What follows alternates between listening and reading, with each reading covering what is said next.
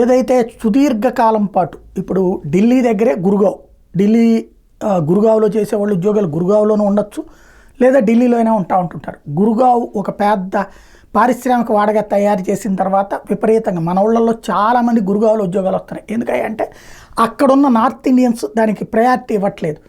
దాంతో మన వాళ్ళందరికీ అక్కడ ఉద్యోగాలు వస్తున్నాయి అన్నమాట. ఇప్పుడు ఆ గురుగావ్ ఏమైపోతుంది, ఇప్పుడు రేపు రైతు ఉద్యమం మళ్ళీ స్టార్ట్ కాబోతోంది. ఈ దేశాన్ని అస్థిరపరిచే కుట్రలో భాగంగా రైతు ఉద్యమం చేయబోతున్నారు. దానికి ఇక్కడ ఉన్నటువంటి వ్యవస్థలు కూడా సహకరించబోతున్నాయి. దాంతో గురుగావ్కి సంబంధించినటువంటి సంస్థలు దక్షిణాది వైపు దృష్టి పెడుతున్నాయి.